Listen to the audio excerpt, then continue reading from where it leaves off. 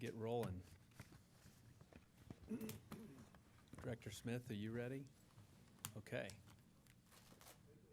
Did you say wait? Yep. Okay.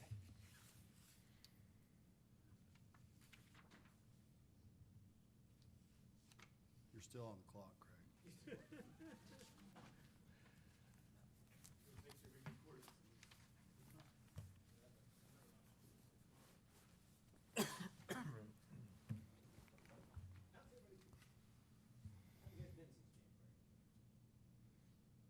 Hot and cold. Couple different times. Yeah. Okay. All right. Good afternoon. My name is Bailey Siegfried. I'm the chair of the Oklahoma Space Industry Development Authority, and call the meeting to order. Got our new line here. We are compliant with the Open Meetings Act. And we filed the notice in advance of the meeting, aligned with the requirements of the state. We'll start with a roll call. Are you ready for that? Okay. Mr. Howie? Here. Ms. Scurry? Here. Mr. Gillette? Here. Mr. Siegfried? Here. Mike Schultz is absent. Brenda Rolls? Here. And Dr. Henry? Present. All right. Item number 3, approval of the minutes from January 11th, 2023. I've reviewed them. They look good to me. What's that? Introduction of guests. Oh, yes. Okay. Forgot that line. We'll do introduction of guests. Let's see. Josh? Hello, I'm Josh Waters. I'm the chief dreamer of Assistant Galactic Operations. We're a space resource startup located in Oklahoma City. All right. It's good to see some new faces. Josh, glad to see you here again as a Oklahoma space entrepreneur. 2 months. Has a lot happened since last time? Life is doing its thing. We're about to submit our phase 1 to NASA SBIR for our rover swarm system. Wow. So that's due March 13th. We'll hear back in June. If we get, up to $150,000 to begin that phase 1 process. I've been talking with Craig a little bit, trying to figure out, I'm 26, it's like, I want to be out at the spaceport, I want to be doing stuff out there. How can I start developing out there? So we've been in talks on what lease development looks like and stuff, but just keep pushing forward. Great, great. Keep after it. Entrepreneurship, starting a company is hard, and space is a long play and hard as well, so you're in. Yeah, what they say is, obviously not literally, but jump off the cliff and assemble the rocket ship on the way down. So Is that how? no roadmap. It's not linear. All right. I love your outlook. Keep after it. Good afternoon, everyone. Again, Doug Swigert with Interflight Global Corporation, based in Miami, Florida. I'm domiciled here in Oklahoma City. We do strategic planning, strategic advisory services for high-speed commercial aviation, space, and aerospace. And we're looking forward to working with Oklahoma and helping develop and shape vision for the spaceport strategically and tactically going forward. Lots of things happening in our world these days. A lot of good interface with U.S. government, state governments, local governments, industry the last probably 60 days. So looking forward to sitting down and sharing some of those things with you guys and helping you all understand what we're seeing and what we need to bring to the table relative to how to make the spaceport in Burns Flat even greater. Thank you. Thanks for being here, Doug. My name is Ron Dingle. I'm an account manager with the State of Oklahoma's Office of Management and Enterprise Services, and I'm actually responsible for calling all of the agencies that work part of the Secretary of Commerce. Great. Glad to have you. Thank you. Okay. And we have people online. I don't know how we tell how many, but this is live. Okay, so item number 3, approval of the minutes for January 11th. I've reviewed them, and I'd entertain a motion to approve as written or any edits as noted. Approve as written. Second. Okay. Take a roll. Mr. Howie? Aye. Ms. Gurry? Aye. Mr. Gillette? Yes. Ms. Rolls? Aye. Dr. Henry? Yes. Chairman Siegfried? Aye. Okay, thank you. Motion carries. Next, item 4 is the treasurer's report, and I will yield the microphone to our treasurer, Dr. Henry, and secretary.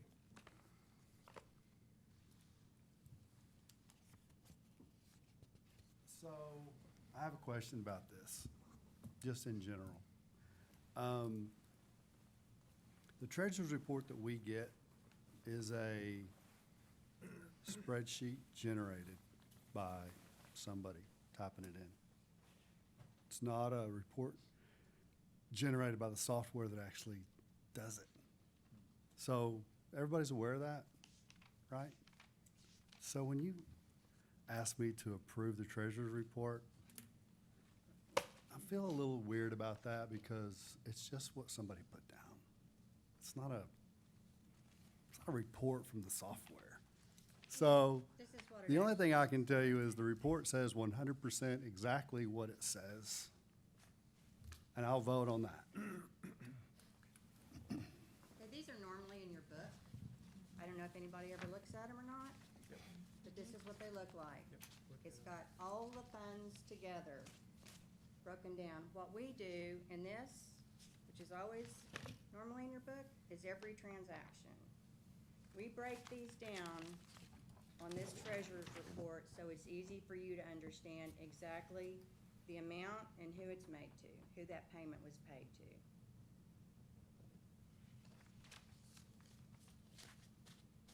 Because when you look at this generated report, it doesn't, it's just by the name of the object code, like medical supplies, fuels.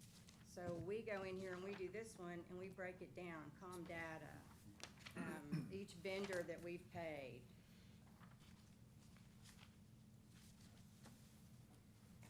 If I might, typically with the agencies that I serve, the treasurer's report is, as Kim has explained, it defines and sets out the expenses, the money that's come in, if it's come in, the money that's gone out, and it's for the purpose of allowing the board members to review that information. If the board members, any of the board members have any question about any item in there, they can ask the questions that they feel are appropriate. If they don't have any questions, then the board typically would simply approve the report as it's presented.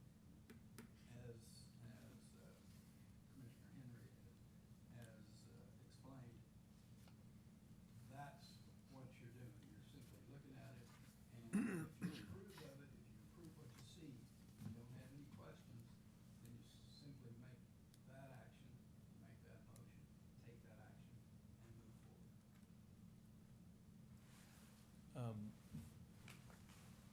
Let's see, Ms. Val, are the system-generated reports in the Excel spreadsheet of the treasurer's book? Or those are keyed in?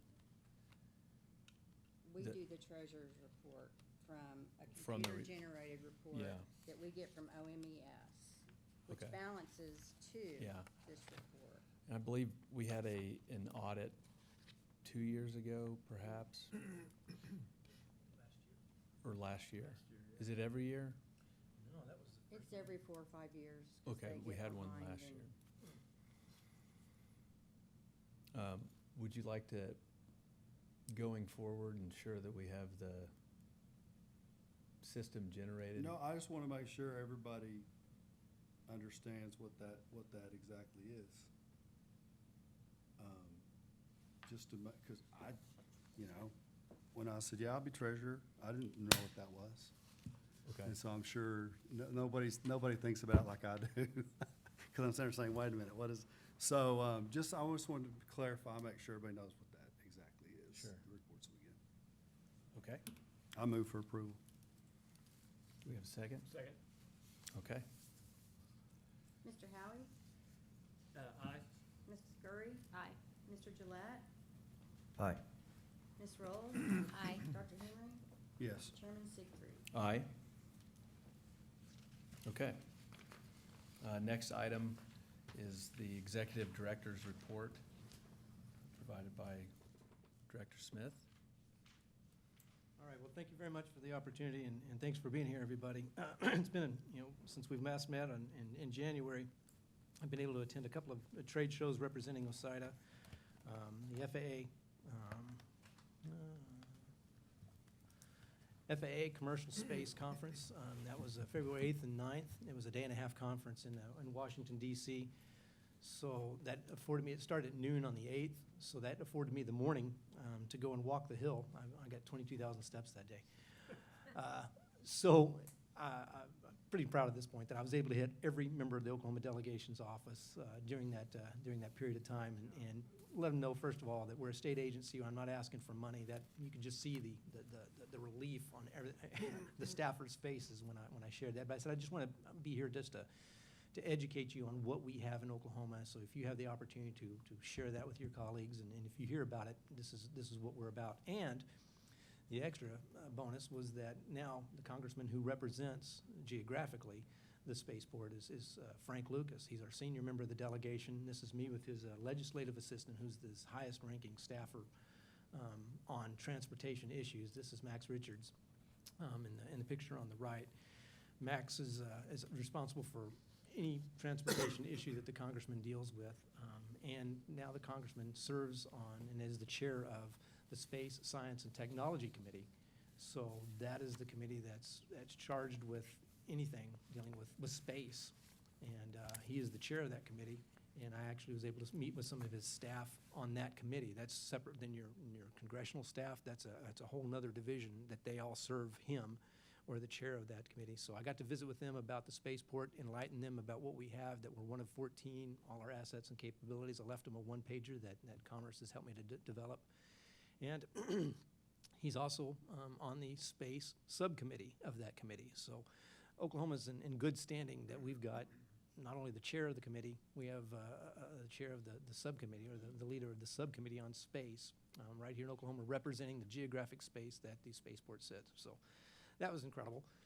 Got to visit with each staff of at each office. I didn't get to meet with the LA, the legislative assistant, with every member, but I did leave my material with every office. And actually with Congressman Cole's office, stopped by and visited their office. Congressman Cole is, of course, appropriator. They call them the Cardinals. These are the guys that provide the funding to all the state aid or to all the U.S. agencies. He is now on the THUD subcommittee. THUD is Transportation, Housing, and Urban Development. So the THUD subcommittee provides specific funding to the agencies under THUD, and that includes FAA, which includes Office of Commercial Space, which includes us. So got to visit with them, share our capabilities, and as a bonus, I was able to connect them with the FAA Mike Monroney Aeronautical Center, where I worked prior to this job, and made those connections for them so that they can make visits there. So it's a big family in aerospace, and it was a great opportunity to share with them what we have in Oklahoma without asking them for money, but certainly some, kind of paves the way that, hey, if anything comes up, this is the stuff that we're trying to do. It gave them a subject matter expert at the Mike Monroney Center and also at the spaceport. So introductions were made. I think it was incredibly beneficial to be there for that. And the conference itself was a pretty productive conference. Got to visit with a number of folks at that event, including the director of spaceports, Pam Underwood, and her staff, and some of the subcommittee staff as well. Also after that, about a week and a half later, was SpaceCom, which is a 4-day conference. On the first day, it was the Spaceport Summit. That's where I and my 14 or 13 other peers of spaceport operators met, along with the Global Spaceport Alliance. and there's some trade folks there as well, and a lot of folks from Space Force. And the emphasis is that Space Force is looking for every and all locations to be able to launch from should they ever need. And so it was beneficial to have them on site and part of this meeting so that we can all kind of talk about what needs are and what the next step is and introduce ourselves. Gosh, I wish I could read that. The Spaceport Summit, these are some of the things that the Global Spaceport Alliance is seeking to accomplish this year. This is an organization that we belong to, is GSA. It's an annual membership. They advocate for us. I was able to connect the GSA folks to the folks that I just mentioned when I visited the Hill earlier. I got to actually present on a panel to the Spaceport Summit and talk about my previous life and how important it is to interact with your federal policymakers and share with them and tell them stuff that they may not know. Each member is going to have their knowledge, the things that they're smart about, but if you have the opportunity to share with them and explain to them, here's an area they may not know very much about, I'll be glad to answer any additional questions. And so that's one of the things I shared with my partners at the conference is to say, reach out to your locals in your states, invite them to your spaceport, and let them know what you're capable of and what you have here so that you can actually build a network of information so that as we go to Congress to ask things, they know and more members know about what's needed out here in the field. One of the things we discussed at the Spaceport Summit is the upcoming security review that we're going to be undergoing later this month, and I think I shared a little bit with you about what this entails. We're going to have about 14 agents from the FAA, Secret Service, FBI, and a couple of other three-letter and four-letter agencies coming out to Burns Flat, to the spaceport. And they're going to do a risk assessment analysis of the spaceport. And that's physical security, that's IT security, that's they're talking with some of our tenants. They'll be interviewing each one of us and finding out what our pros and cons are. And they'll provide to us a report at the end of that we can utilize to go back to our policymakers and say, here's a list of things that we're doing well. Here's a list of things we need to improve upon, and that will hopefully, at some point, I think they want to have some consistency among the spaceports to say each one of our U.S. spaceports meets these criteria so that Space Force will feel comfortable should the need ever arise that they can go to any one of these locations and know that these issues or these items are addressed and taken care of. So that's one of the things we expect to get later this month, and 14 folks coming out to the spaceport later this month. So that'll be exciting. It'll be rigorous. I've talked to my peers. They've done 6 of these already, and so at the conference I was able to visit with some of the peers that have already gone through the process, and they said it's grueling. They will ask you uncomfortable questions, and they'll get some data. But the objective is so that they can provide us a clear report of things that need to be corrected and things that we're doing well. Craig, is there a certification that they issue or something, kind of a formal document that comes from this review? They will provide to us they said it'd take a couple of months to be able to compile the information, and then they'll provide that to us, solely for us. It's not a public document at this point in its life. But it'll be something that we can look at and that I can share with you and perhaps with our policymakers at that point to say, hey, I'm going to need some money to fix these other things on this list. But not as far as a certificate at this point. That's a good question. That may be something that may come down the line later on. So this list will help us identify what we need to do should that come up, that we can be prepared and make sure that. So Craig, what are they going to do? Are they looking for vulnerabilities? Do you have a threat assessment? Do they give you a criteria that you're trying to meet? I'm really trying to get at what's the purpose. I understand coming in, and in my former life in the Air Force, we did a lot of these, so I get what it is, but I'm just trying to understand in my mind, because my real question to you is, what's the outlook that you saw and heard at these conferences for the future of spaceports? And what I'm wondering, is this a piece of that to get us ready for the future, or? That's what I gather is what they're trying to identify. Here's a consistency among the spaceports that these levels of safety and security are in place, so that should Space Force or some other entity say, I need this done as quickly as possible, it looks like this location will be the one that probably best meets our need, real quickly, what's the assessment of that? Did they of give that you any site? criteria they're gonna rate us against or anything? Okay. No, sir. They gave us about gosh, how many questions were on that, Kim? It's about 14 or 16 pages, maybe longer than that, of questions that I sent out to our electric provider, our gas provider, our rail, OMES, everybody I could, to get data and input on what services we have now and what the potential vulnerabilities may be. They're gonna come in and they're gonna ping everything they can, from what I understand, and then they'll give us a report that'll show, here's how you need to go forward. My opinion is that this is a baseline Yeah. across all spaceports. They'll gather, and they'll get benchmark, and then could possibly create a certificate or something. Certification, like Brendan was talking about, that's Yeah. kind of what I'm saying, it's gotta drive to something, they need to figure out what is the standard, what's the minimum we need to meet Right. for some level. I'm assuming they all look different. Yeah, Oh, I yeah. would imagine they're I all mean, I different. can only Yeah. imagine, Yeah. they're all different. There is no standard, right?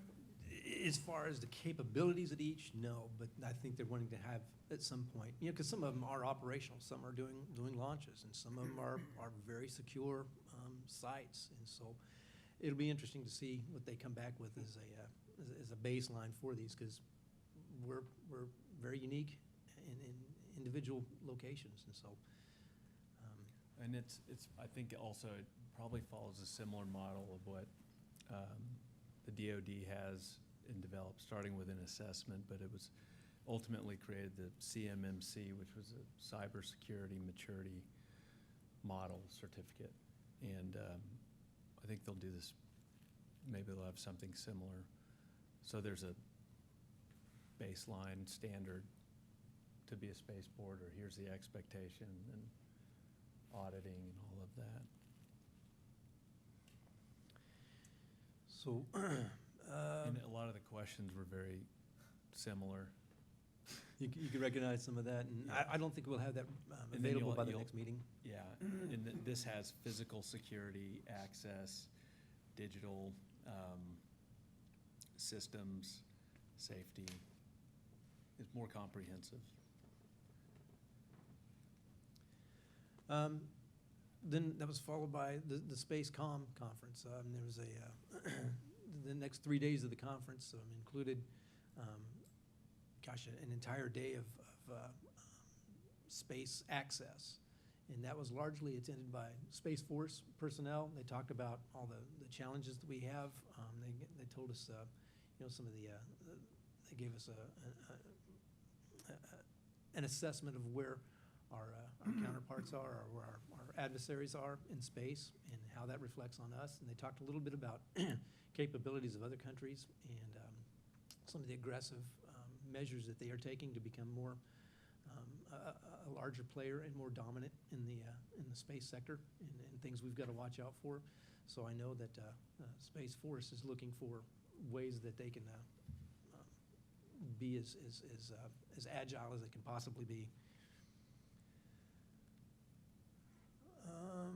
Some of that's touched on these slides here.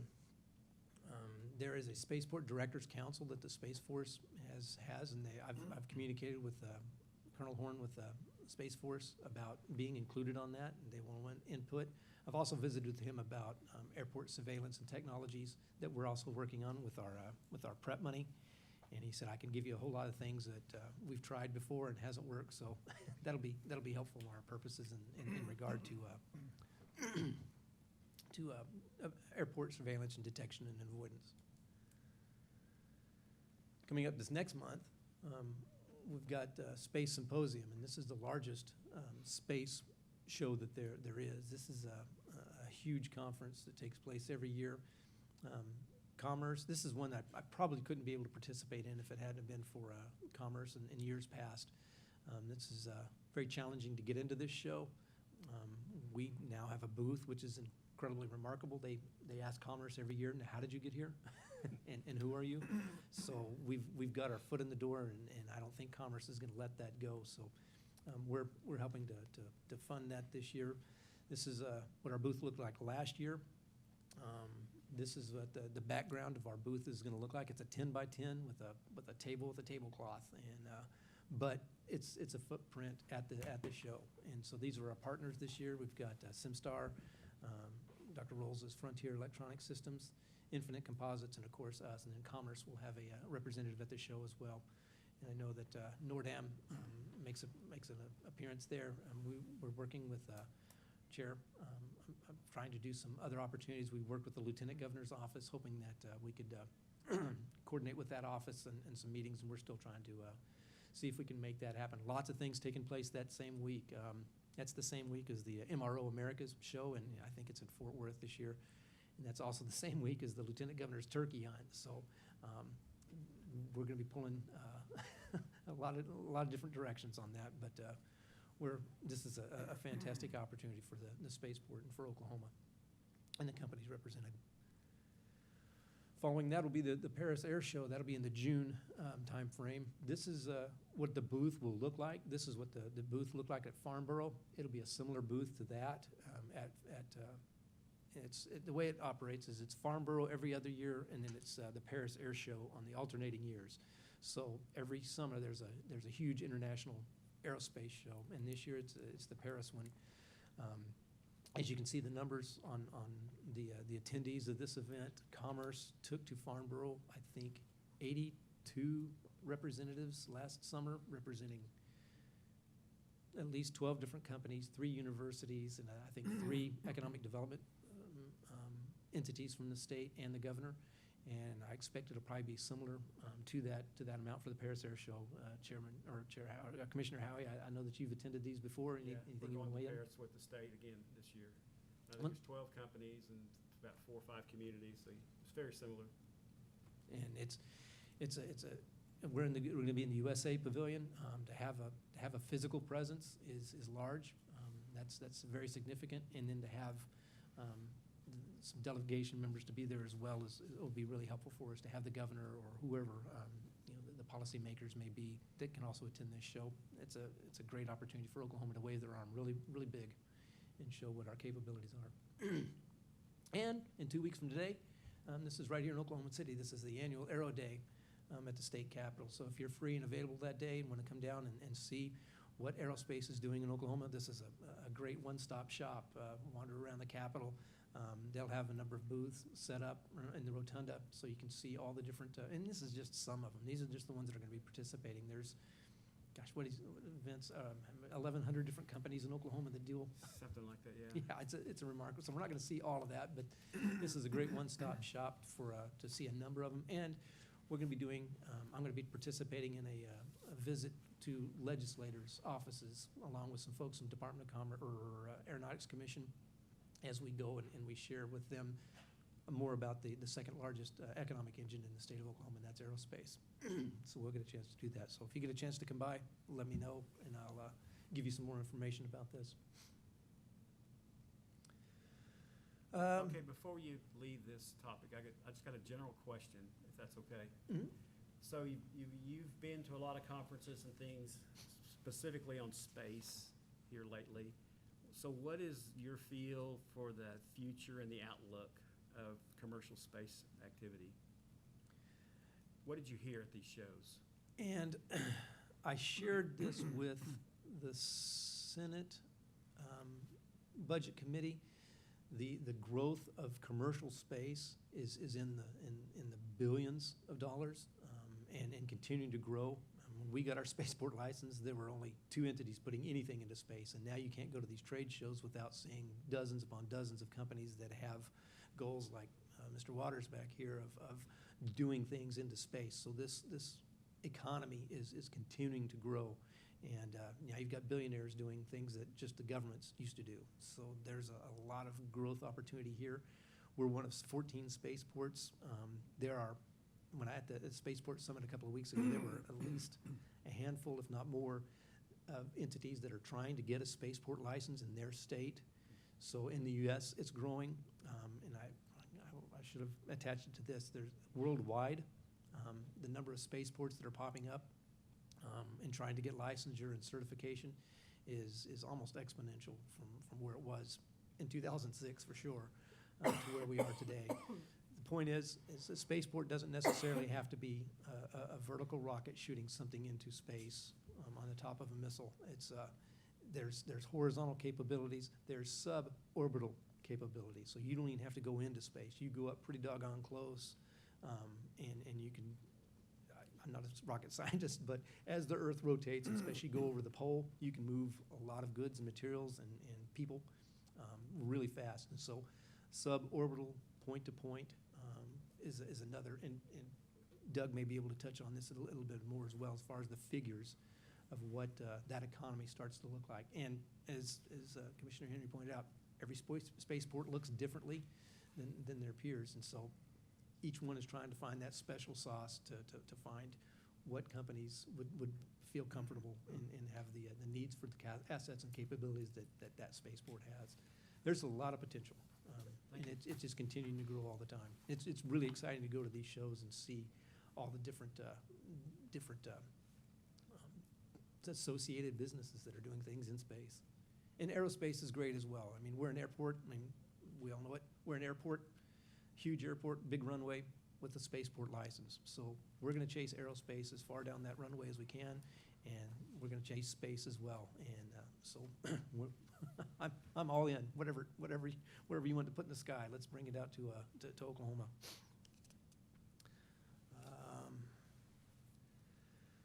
Okay, prep money. This is the money we got from the state. This is preparing for rural economic development. We got $27.5 million recently for this, and this is where we are. Friday, I've got a meeting with our airport consultants, Delta Airport consultants, to talk about one of the main, my main asset is my runway.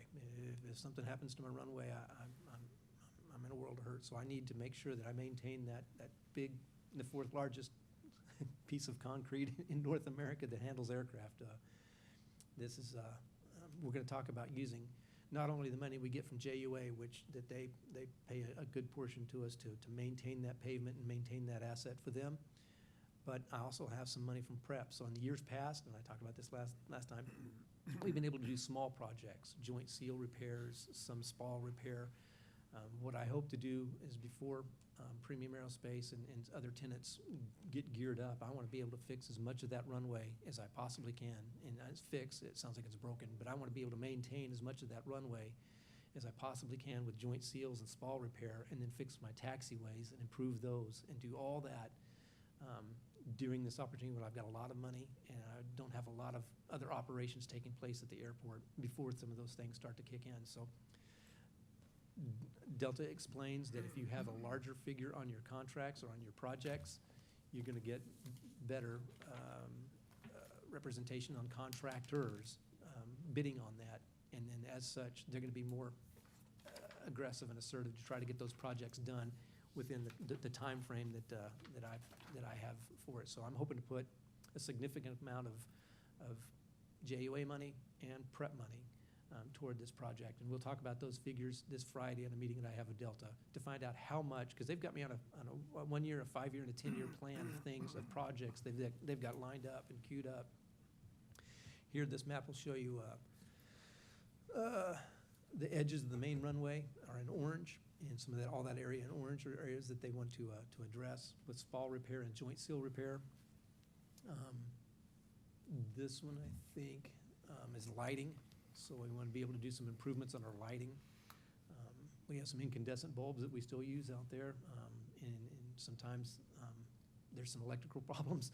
So we want to make sure that we have the latest and greatest technology so the tower can toggle the lights on when they need to. We want to make sure there's no challenges there. And then also the terminal area, my apron, and some of those areas need some improvement. And these are all on long-range plans, but with the money that I've got with PREP and what I've got through JUA, I hope to be able to address as much of this as I can, hopefully this summer, hopefully by this fall, before PAC starts to do some significant business at their facility. I don't want to have to shut my runway down when they're trying to paint aircraft. So I'm gonna try to get as much of that done this year as I can. ARPA money, this is the money we received from the federal government through the state to improve our wastewater system. I've set aside, and that's why I asked for $4 million from the state. I believe that it could perhaps exceed that much, that amount of money. I don't know. I'm not a hydrologist or an engineer, but we're in the process of identifying that. We had to go through the Office of OMES, and we've submitted a letter. We've gotten bids back from engineering firms. Now we'll sit down with OMES to vet those firms, and we'll narrow that down to 3. And then when we narrow it down to the 3, then we'll bring them out to Burns Flat to go and put eyes on the system and what needs to be repaired so that they can give us a scope of work, what they think, what the engineers think needs to be repaired, updated, remodeled, replaced. And then they will also be the ones on site that as we get a contractor into place, that they'll be looking over the contractor's shoulder to make sure that all the project that they've put on their scope of work are being addressed as the engineering firm needs it to be done so that we can be compliant in all those areas and grow our systems such that we can address future tenants at the air park. How many bids did you get? 6. So we'll narrow that down, and what I'll need is probably a board member that wants to sit in on this process, and you can talk to me afterward if you have an interest. It'll be here in Oklahoma City for that portion of it. We'll look at the criteria, the qualifications of all 6 of those engineering firms, and then we'll cull that down. That's the requirement. Engineers, firms, if you're listening, that's not my rule, that's the OMES. We'll have to cull that down to 3, and then we'll bring you out to Burns Flat, those 3, to do this end of it. We'll make a final selection, and then we'll go out with that scope of work that they've developed, and then we'll go out and find contractors. So a few more steps in this process before we can actually turn dirt and start looking at and replacing pipe and doing those kinds of things. But you won't have, at that point, a contractor to actually do the work, right? Not yet. So right now, we're still picking the engineering firm that's going to create the scope of work, and then we go out and bid for the contractors. And when do you expect to have contract award for the engineer? How long is this process you just described going to take? Yeah. Well, it depends on how quickly we can do the culling down to 3. Then those engineer firms will have, that final engineering firm will have to put a scope of work together, and then we'll start kind of that process over again. We'll reach out to all the contractors and say, here's the scope of work that we need done.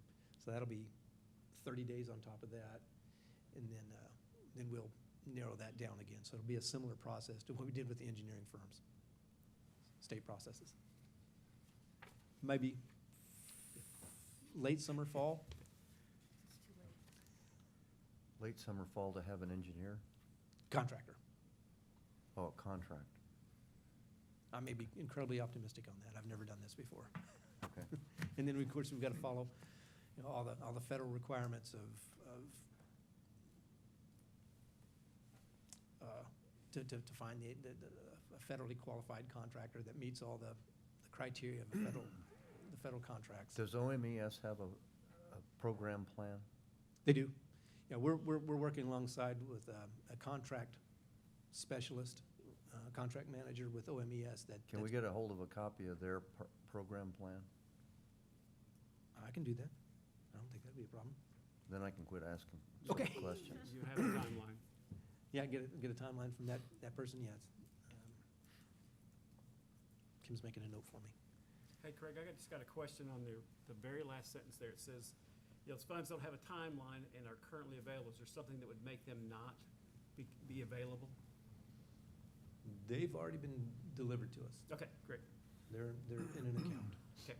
So the prep funds have ARPA money. We have to submit the invoices to, and then they reimburse us. Or they'll pay it directly, I think is how that works. Great. Good question. And of course, our high-speed internet access, that's another $250,000 that we got from the ARPA monies. We're working with those 3 entities there to find out what what's the best option for us? Now, OMES sent a crew out about 3 weeks ago, a month ago, I think it was, and provided a heat map, as they called it, of where we have internet right now, and where we would like to have it. And the recommendation at that time was to do wireless, and I'm certainly thinking from a taxpayer's perspective, that's probably the least expensive and the most robust, I guess, the most coverage. There are some concerns about security through wireless, and some of our tenants have some questions that they'd like to see, maybe a fiber line or a hard line. So now we're going back to find out what is acceptable, what is permissible, and what is the best way to provide the biggest footprint for high-speed, lowest cost with security. So we're still going through that process. Your and I'll- predecessor gave you a recommendation on that, too. I expect I expect I'm gonna get a step-by-step, exactly what is permissible and what is useful. Airport surveillance technology. This is some of the folks from Kratos and some of the other companies in this picture.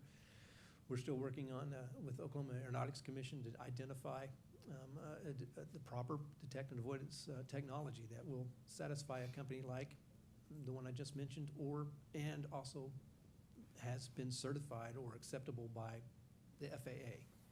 So it's not just that it's going to make this company happy. It's going to be something that the FAA says, yeah, that's acceptable. We're comfortable with utilizing that technology for detect and avoidance.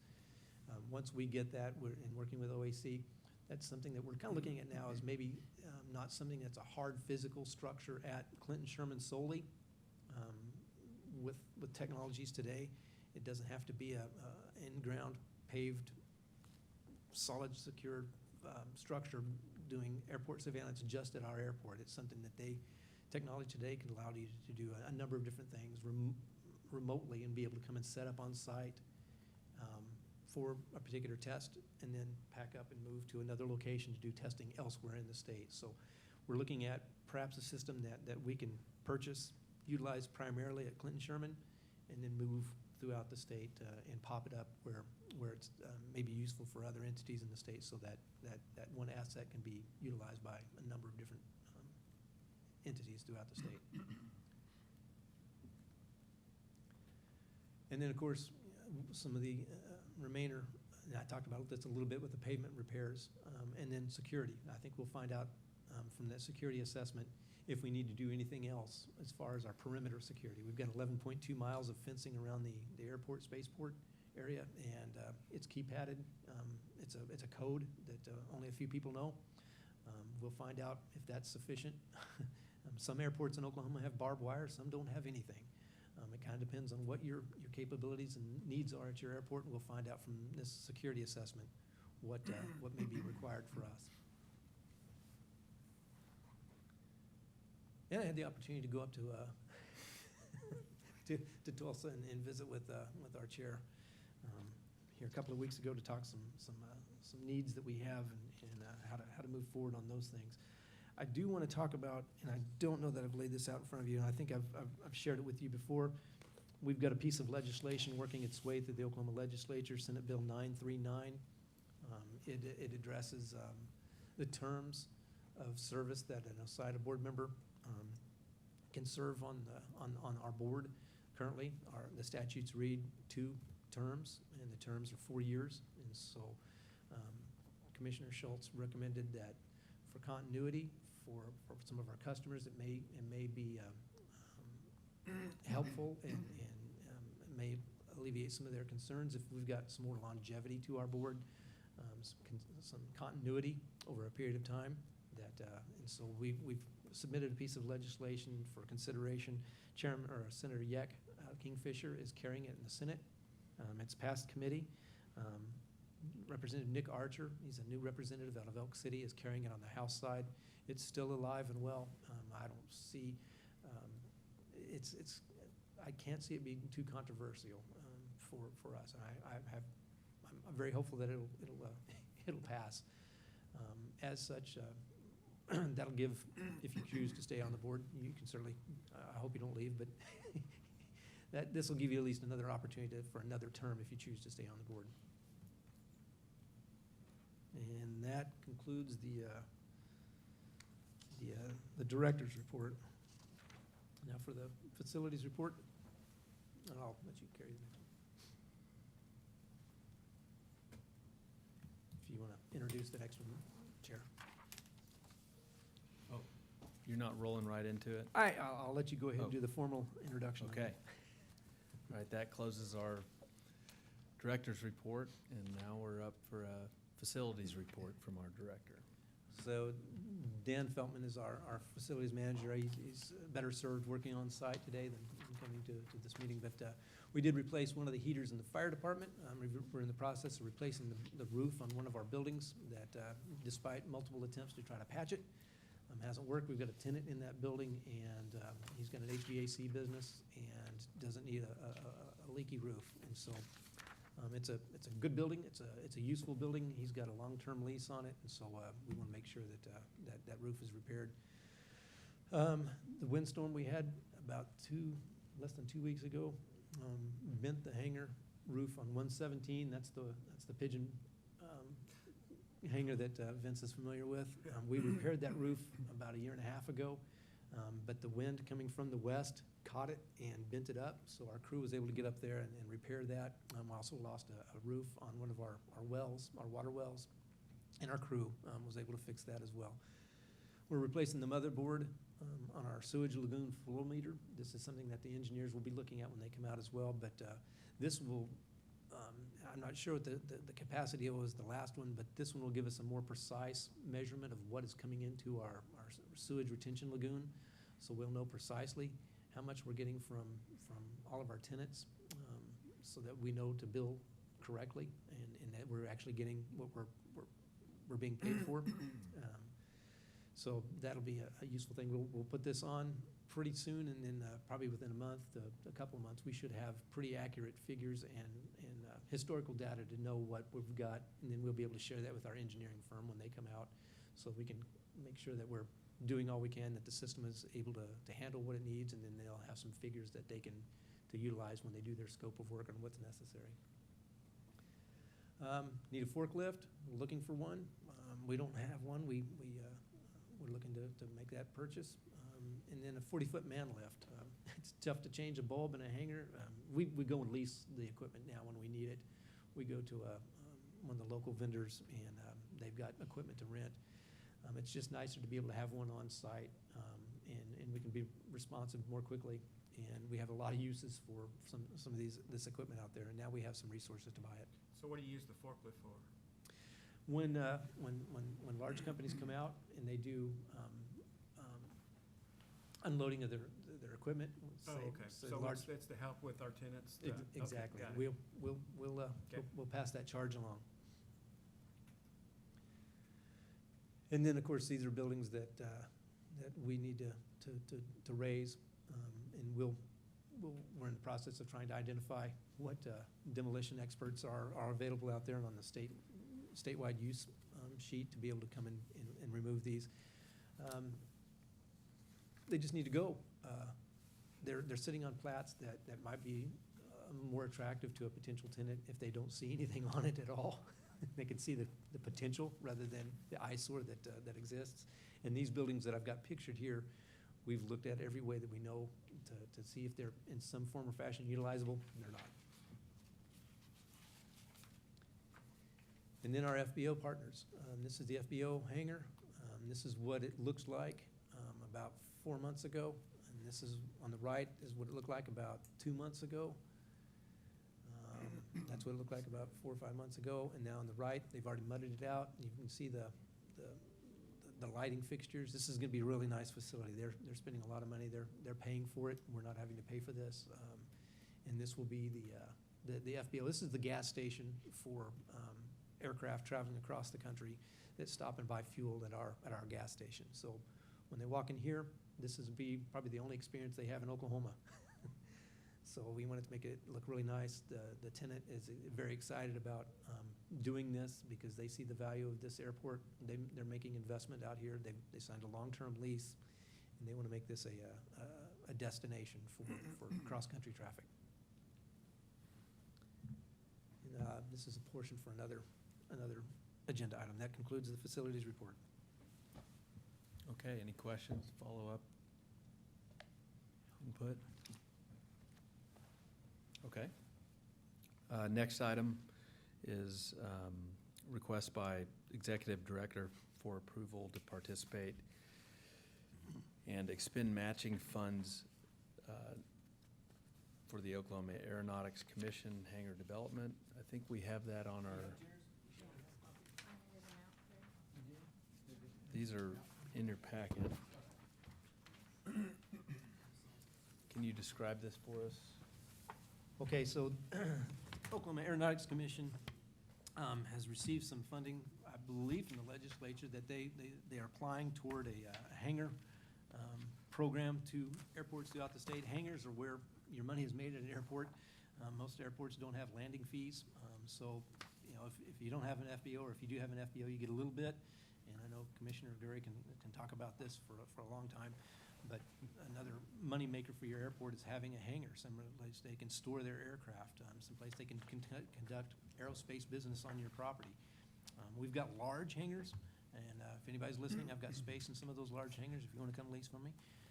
But I would like to have some box hangars, and I think this meets the criteria of the PREP funding. They want to provide rural economic development, and so I would like to be able to utilize some of my PREP funding to match either the grant or the loan program through the Oklahoma Aeronautics Commission, that they've got some monies that they want to make available to airports.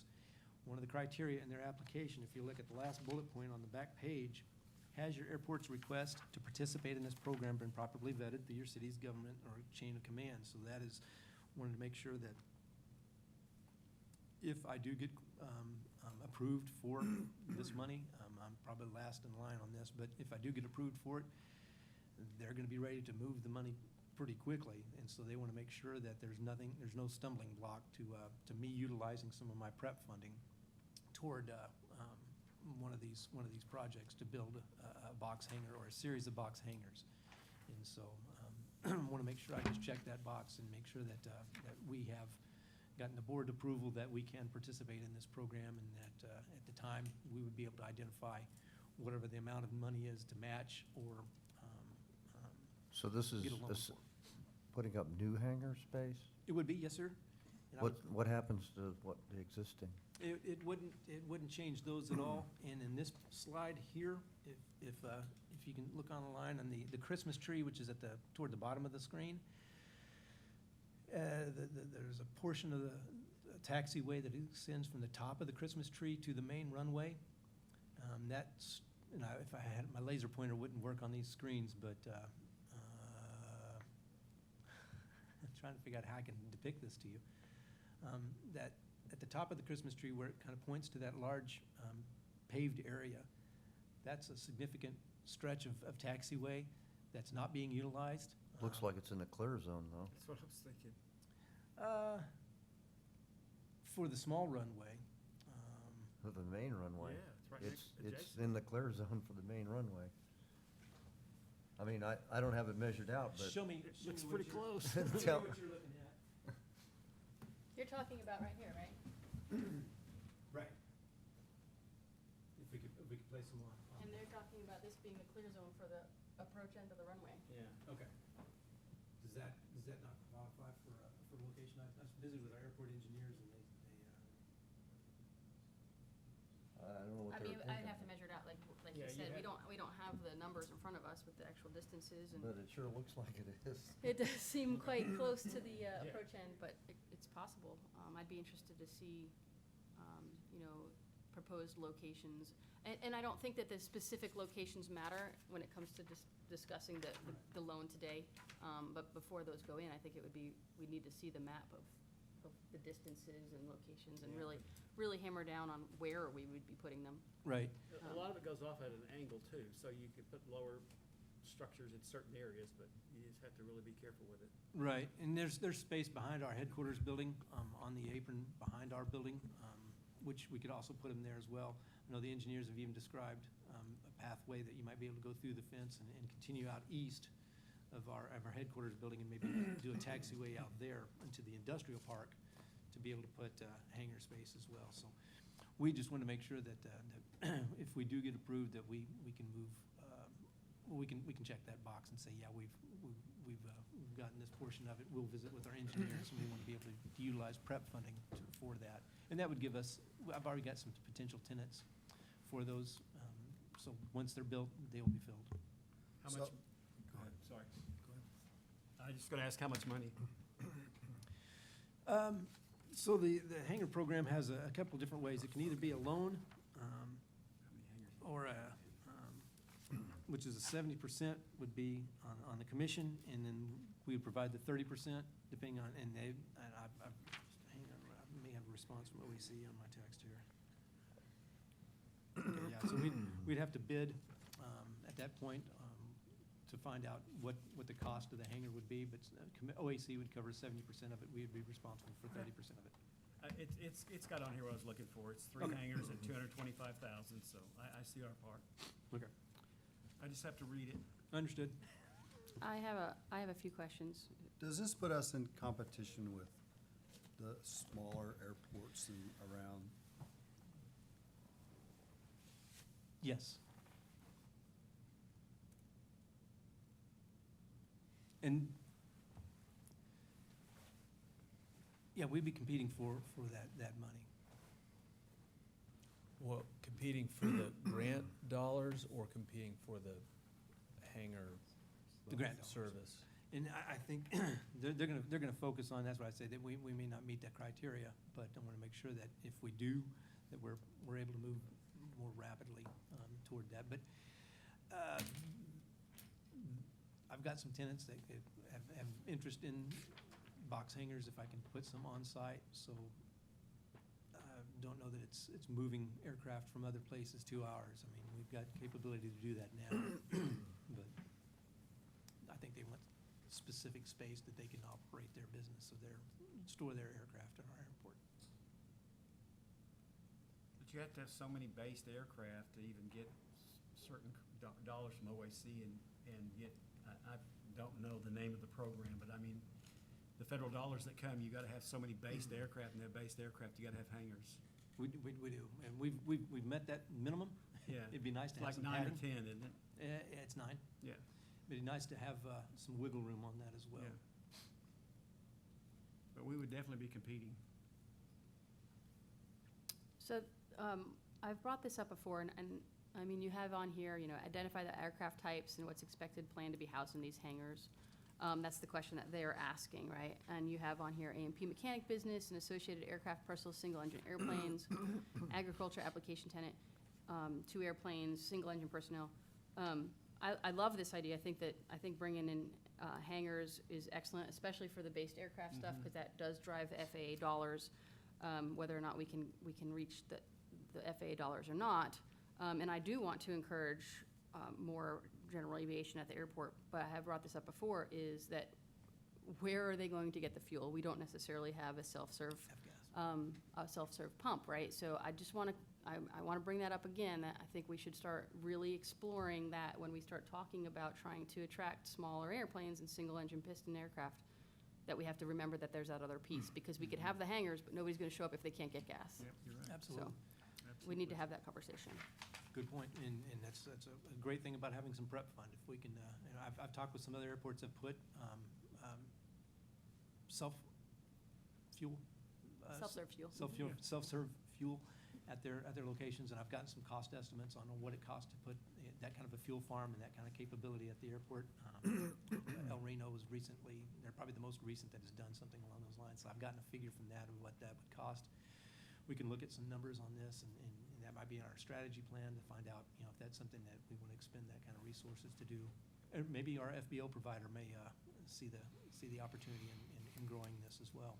Is that something that you can bring to the next meeting, a potential location and cost that we can kind of look at, so that we can start looking at our numbers? And Note being made. thank you. So that action noted, My request would be, well, on the, your action for the minutes of the FBO options, locations, well, not FBO, avgas for low lead. What is the current FBO gonna offer? They have Jet A. Jet A only. Jet A. Yeah. And they do have potential plans or They've got a open-ended? tank, and the pump on the tank is 60 gallons a minute or something like that, so they would need to put a smaller pump on it for a small plane, if they chose to go an avgas, 100 low level, 100 Yeah. low lead route. And you're wanting to see, can you describe what you're wanting to see at the next meeting? So I don't know off the top of my head how much it costs to put in an avgas self-serve pump. And like he Yeah. said, I know El Reno did it, I know El Reno's was way more extensive because they also put self-serve jet in as well. But, you know, I think it's worth just getting the estimate of how much does it cost to put in self-serve fuel? Because we keep talking about maybe it's too cost prohibitive, but maybe it's not. Right now, we don't really know. And I think it's at least worth asking the question, how much would it cost us, you know, obviously, in general, to add such a thing? If we want to attract more piston aircraft, we need to really look at that. And maybe the answer comes back and we go, no, we don't want to spend the money on that, but right now, we don't know. Yeah.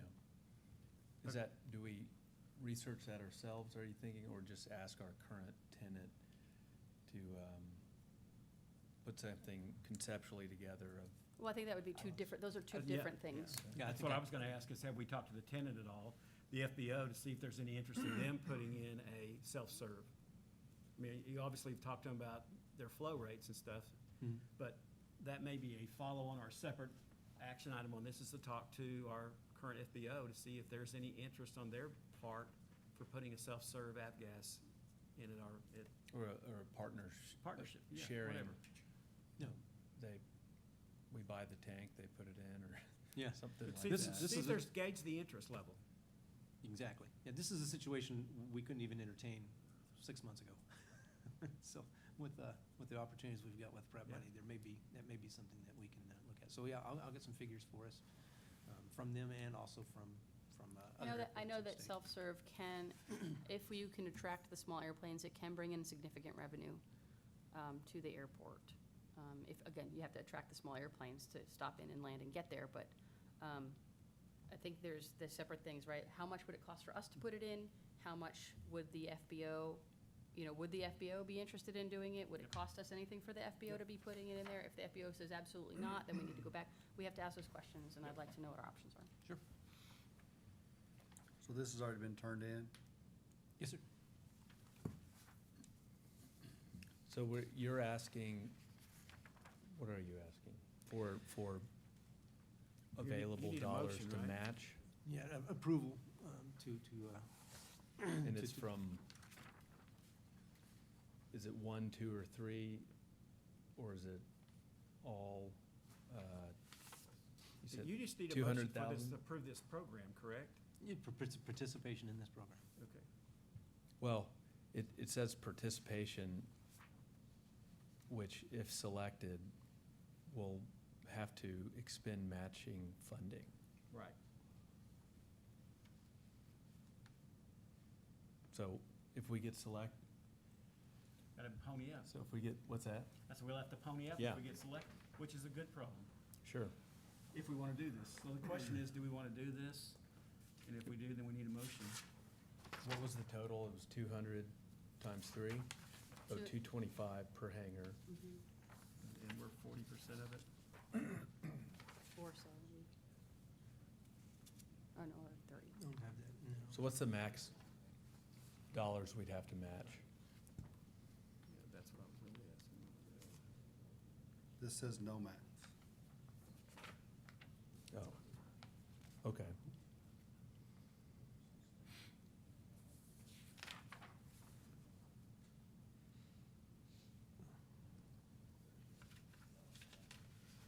Right, there's no dollar, I'm not asking a dollar amount at this point. I want to make sure that that's clear, and this is just participation in the I program. think the question is, what's the potential dollar amount? It depends on what the. What's the maximum potential dollar I amount? threw 225. Times 3? Times 3. And that's what we would have to pay, or is that how That's much the it costs to build them? That's So what at the I- top, it says here that the commission share would be 40%. So that's what we're asking, like, Yeah. what is the 225 with the 40% already built in, or is it not? That's the That's the top line. top. I calculate, it's a guesstimate of. Let me step in here for just a second. The agenda item is simply asking for That's permission 40%. to participate in the program. I also represent the Oklahoma Aeronautics Commission, and I just spent 2.5 hours watching the list of all of the different airports that are participating in those programs, the description of what they're doing, how they're doing it, the process. At this stage, there is no particular project that's in place. I believe what Director Smith has explained is the idea that the airport at Burns Flat, the spaceport, may be able to benefit from additional hangars for general aviation. The way that process works is if this group approves OSIDA to participate with OAC and the FAA in those programs, then the next step would be the particular program that and need will be basically evaluated by this entity as well as OAC. And if it's 2 hangars, 3 hangars, T hangars, whatever it is, at that point, they're gonna start doing some engineering work and coming down to some real estimates of cost. But today, any numbers that will be presented to you are really just very sketchy, in my opinion, estimates of what you might be. If we approve this today, is that, if we approve this today and they pick us, are we obligated to make these hangars? That's I think, the question. No. No, you're not. Okay. You're Okay. Okay. obligated to do something once you decide. So we get another vote on spending our money. You're not voting on spending. Not spending No, any money. today. we get a separate vote whether to spend money or not on real hangars. If we get picked. If we get picked. That's the Okay. concern. Okay. Okay. So there's- All right. Thank you. this is- Okay, This so- is step 1 in that process. Gosh, I wish I were that eloquent. But in the, for our, John, Mr. Settle, it says, the way it's written though is, so request by director for approval to participate, comma, if selected, and expend matching funding. So the way the agenda item is written, are we You're not bound to approving? spend any matching funding at this point because none has been identified. You can consider, and as you word your motion, you can word it in such a way that you are to approve, participate in the program, but that any funding would not be approved until brought back before this Okay. commission or this authority. Would anybody like to make a motion following that input? Yeah, I could take a stab. So I move that we approve participating in the program, but any funding that's required for this program would have to be brought back before the board for approval. I second that. So can I just ask one more question before we vote? So we're asking for planes to come in. Right now, we can't fuel them. Avgas, no. If we're in, if we take this, are we taking it from somebody else? There are two or three airports. I don't know if Cordell has fuel or not, but I know Clinton and Elk City both have avgas. It's kind of pilot's choice on something like that, of where they want to fuel. I mean, the OAC certainly has criteria that if they think we're duplicating effort, they're gonna tell us no. Yeah, it's a competitive Yeah. program, right? Yeah, they're doing, it's mind-boggling trying to keep track of all the different airports that they're providing funding to and infrastructure improvements to.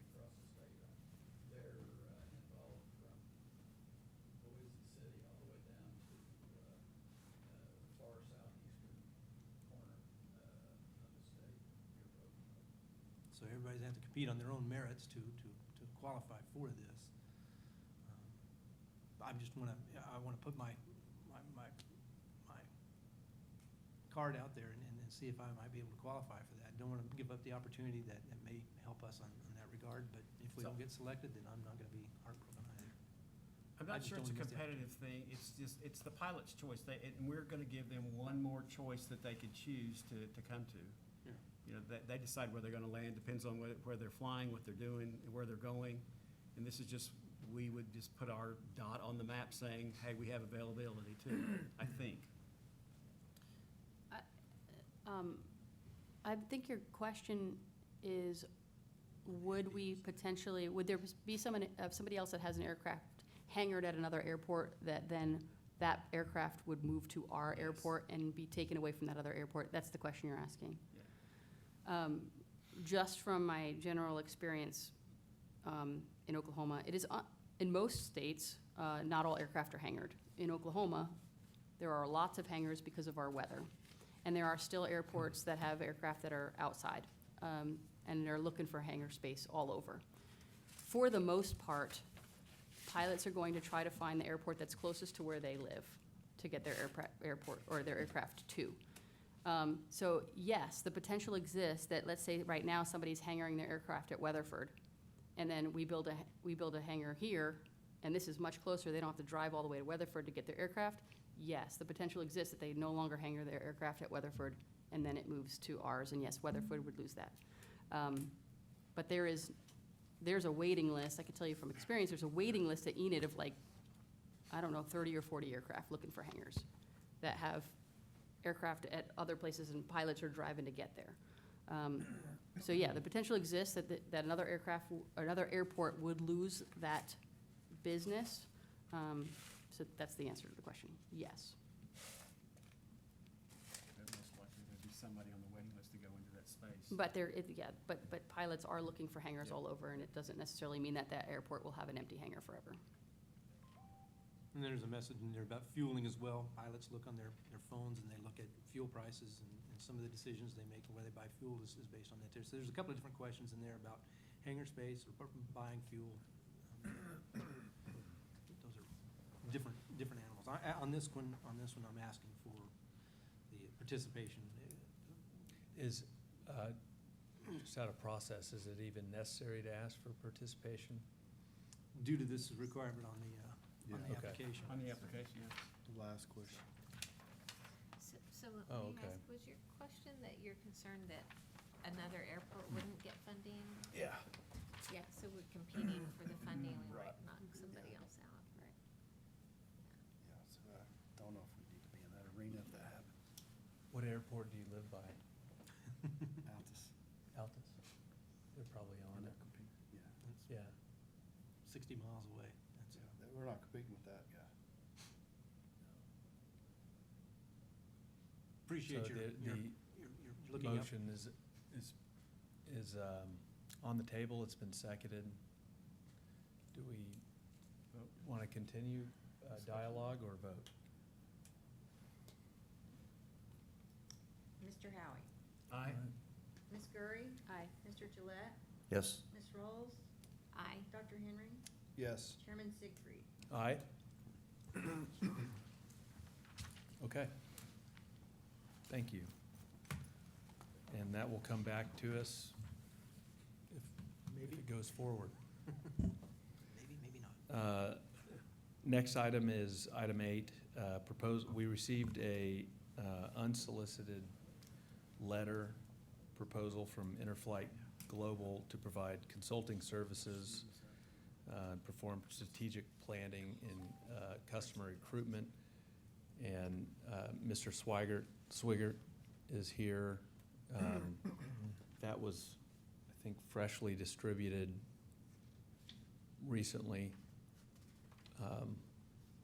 to individual board members for review.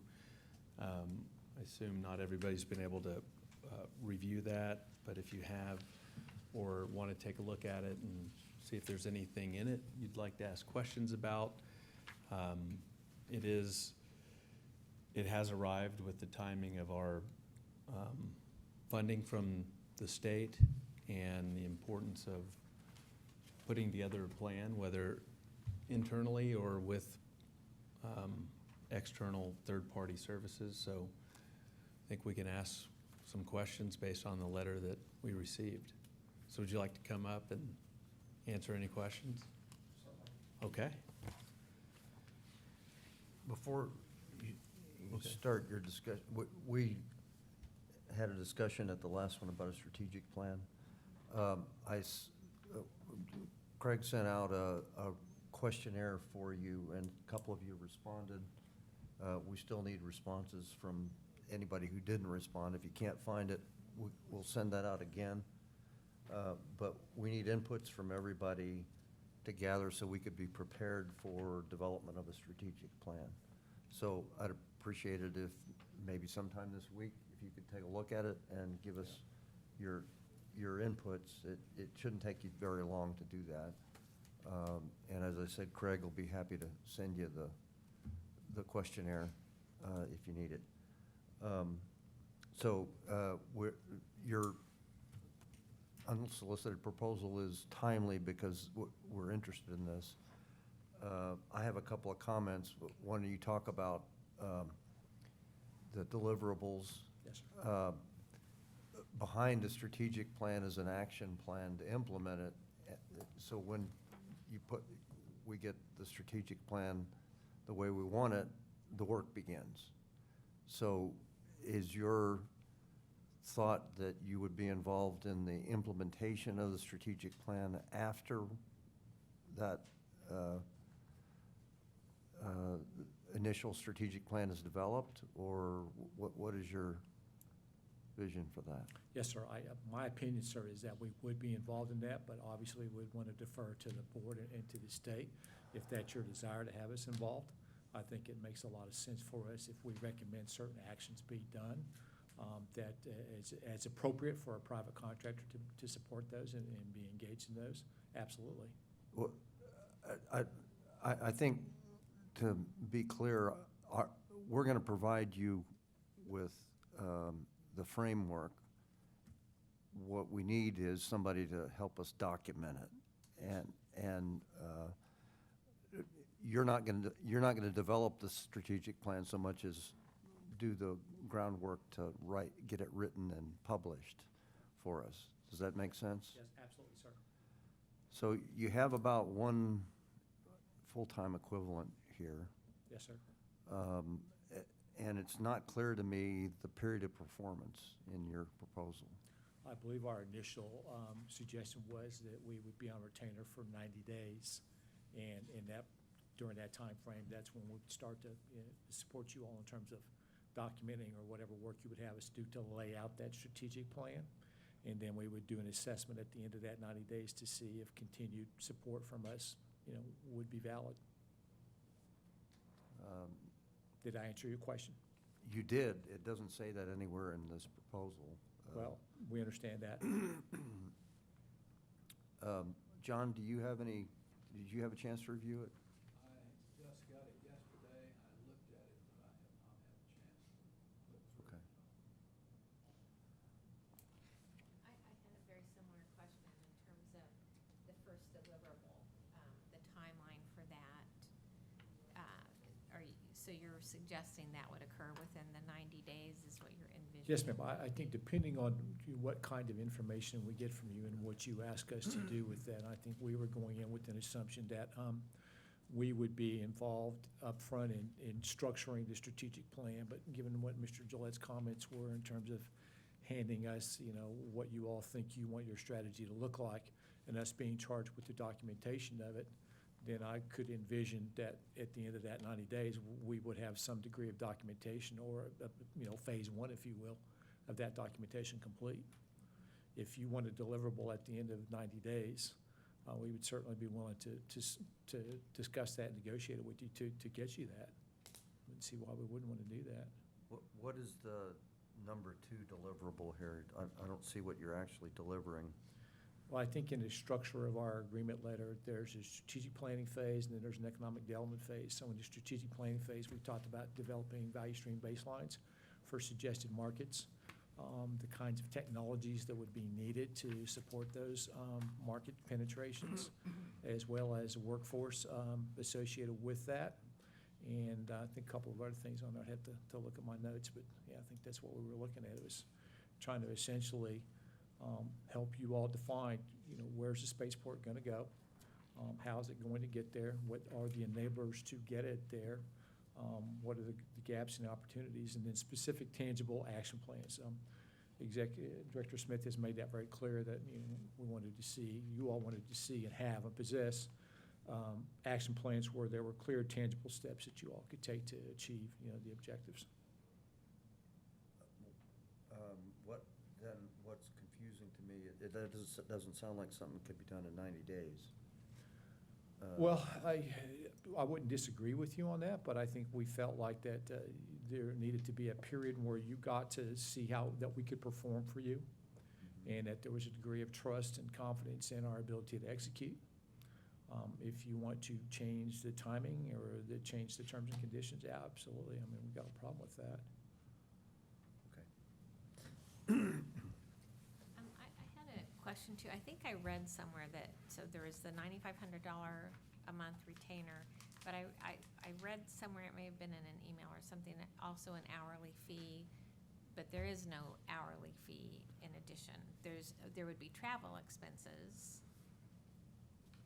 or am I reading that correctly? I think you are reading it correctly in terms of the 9,500 plus the expenses. I'm not familiar with any hourly fee, but Okay.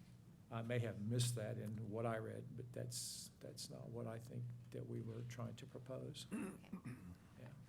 I didn't read that in here, and I can't But remember ma'am, exactly I where could be read wrong. that. So I read Yeah. a lot of documents. I'm No, not quite sure I where. could be wrong about that, though, okay? I want to be clear about that. I yeah. think that perhaps was in an earlier version of something we saw. Sorry, I think that Okay. that may be right, Right. yeah.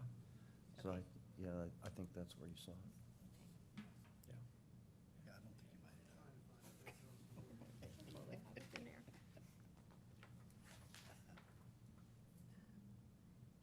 And then, so we would have basically one person full-time, or how many people from your organization would be We're a very working? small organization. You will Yes. have me, you'll also have my business partner, Mr. Garcia. Uh-huh. We do have other people within our organization who do various and sundry other markets. If that were necessary, I think we could bring them in, but I think at this point, we feel confident that we can do it from what we understand about what you want and how we propose or how we think this would happen, that we can do that with myself and my partner. How long have you been doing this? Sir, I've been in the aerospace defense business for 25 years. I've done independent consulting about 10 years, a couple of different times. And, who are some of your major customers now? Can you share that with us? Yeah, in terms of Interflight Global Corporation? No, not really. I mean, we work with a number of the major aerospace and defense companies. We work with a number of the spaceports across the United States and globally.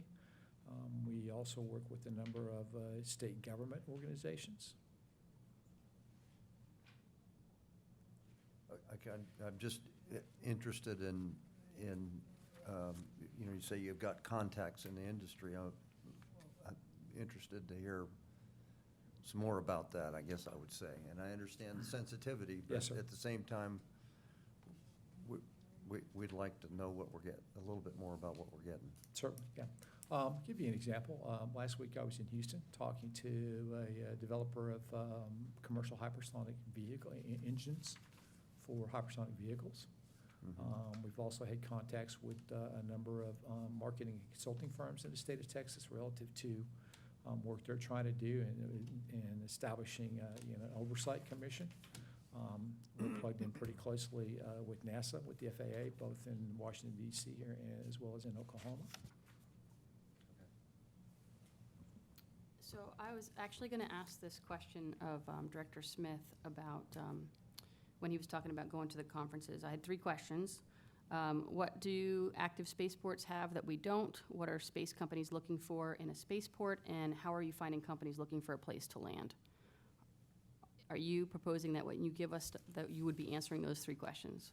we would certainly be assisting you in answering those questions. I think we've got a pretty good perspective in terms of what other spaceports are doing. Now, obviously, we wouldn't divulge anything that's sensitive or unique or proprietary to them. I think that it's an open question with respect to what spaceports are looking for. There's a number of markets that are emerging. Director Smith talked about what he heard down in Orlando with respect to, flying suborbitally. Most spaceports are kind of geared around the thought of vertical launch, which, makes some sense depending on what you're trying to do. My personal opinion is that vertical launch will be a bit of a niche market. As you and I were discussing before the meeting, started, it seems to me that exploring something like an expansion of the commercial aviation market and how Burns Flat might fit into that at some point in the value stream. We talked all about value streams. Maybe some type of prototype assembly, certainly some type of flight testing. I think it's uniquely suited for that. But that doesn't mean that there aren't other things. You were mentioning about general aviation. If those general aviation pilots and companies and people have another reason to land at Burns Flat to access additional types of transportation modes. So I think that if you step back and look at the big picture, I think that's really what we're trying to suggest is that let's examine every possible thing that makes some sense. We don't want to boil the ocean, but everything that could potentially be of value to drive revenue for the state. And then come up with a hierarchy that says, all right, the near term, long term, medium term, these are the types of things that make sense, and rule some things in and rule some things out. But again, that's based upon, I agree with you, sir, we're not here to tell you what to do with the spaceport. We're here to help facilitate the analysis and the evaluation of it and identify options and make recommendations. Do you see this geared towards spaceport or space industry for the state? I think initially. And can you shift one way or the Sure, other? absolutely. And I think initially it's, what is the spaceport currently capable of doing? This is how I would look at it. What's the spaceport currently capable of doing? What types of market does that existing footprint allow you to penetrate? And is that sufficient for what you all feel like it should be? If it is, great, we're done. If it's not, if you're looking for bigger things, I was mentioning to Deidre, I did an analysis that I shared with the company down in Houston. There's about 35 million commercial airline flights on an annual basis. If you CAGR that out at 3% a year and run it out to 2035, you get about 63 million. If you can convert about 20% of those flights into hypersonic speed and charge a premium ticket price like $1,000, do the math on it, that's about 8,600 airplanes turned 4 times a day. It's about $2.6 trillion. It's a huge market. If you take out that cannibalization, you're still looking at aviation revenue net increases of about 250%. So I think thinking out of the box that way about, okay, this is what we got today, what does long-term look like, and is there a place for Oklahoma and for the spaceport to play into that? Now, those platforms, in my opinion, I'm not a big fan of getting into outer space with commercial aviation. I don't want my scotch and water floating around in the cabin or pacifiers or anything else like that. There's some additional markets that you have to think about. If I put you in that unique situation, but it's 2 hours in traffic on both sides, it's kind of defeats the purpose.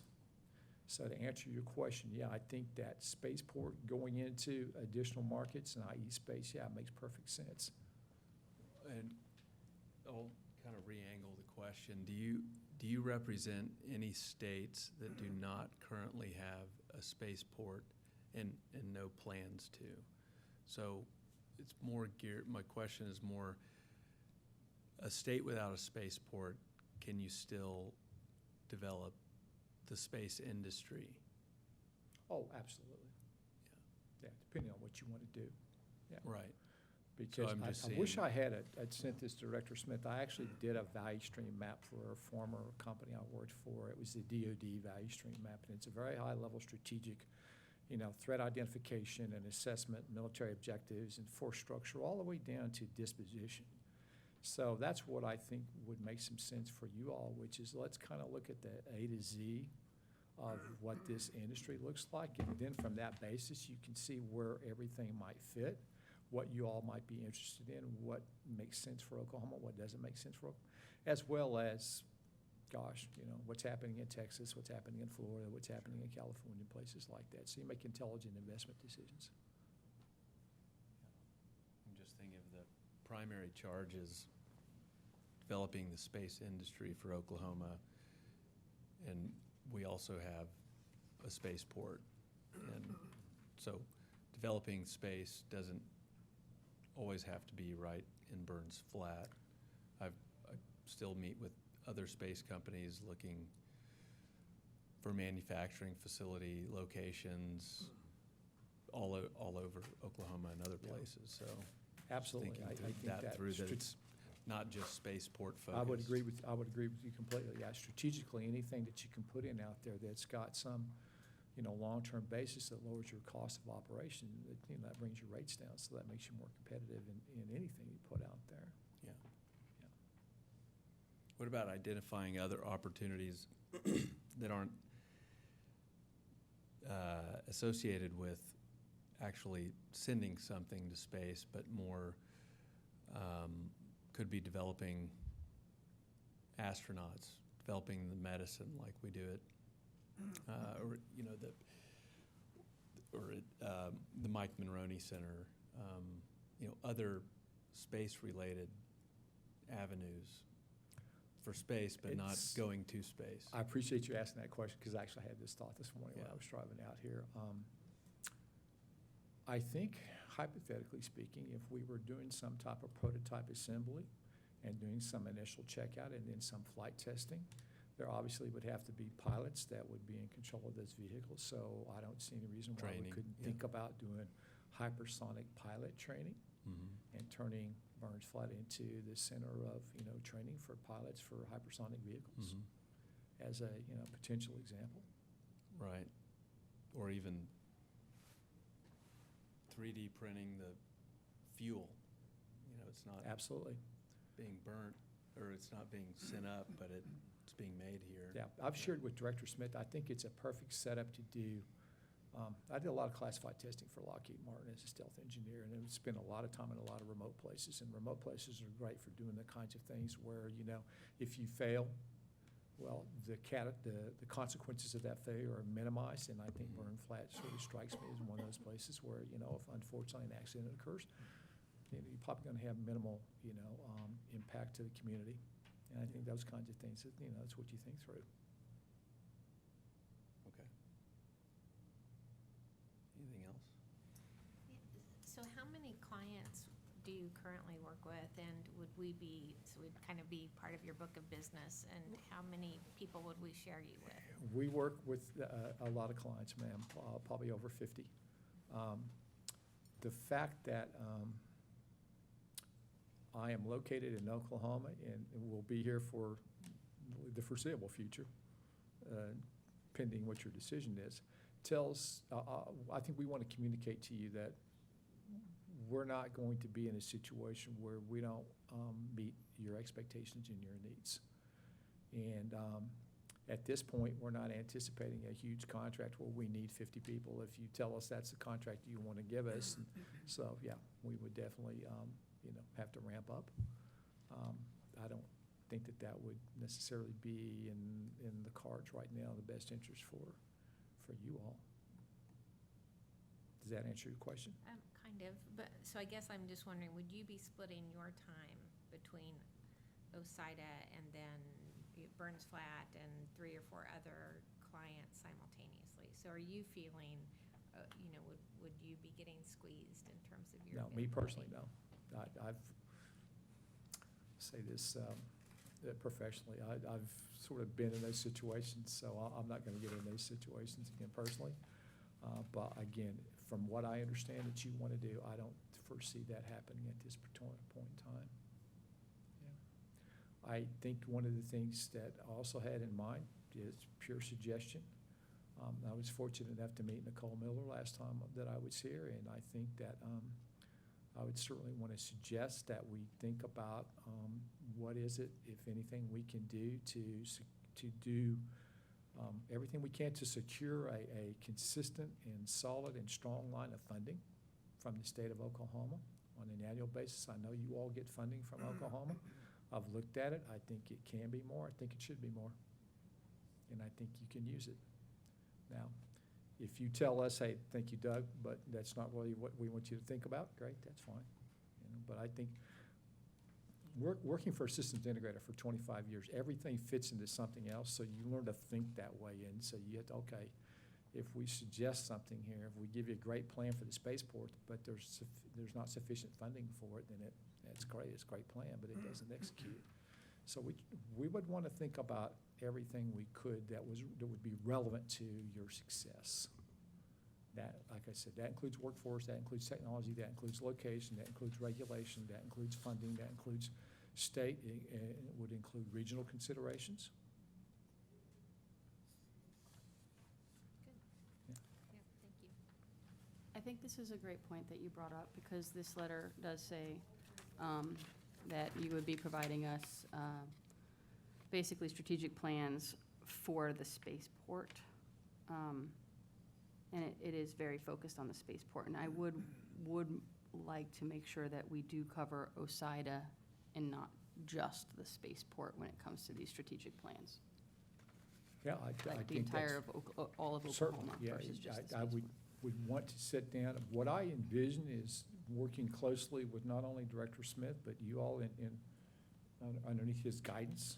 Because I think there's a lot of ideas about what should happen here and why. So we would want to make sure that we take those into consideration and feed them in so that all of you are our customers. I mean, the board is our customer just as well as Director Smith. And so Deidre, I agree with you.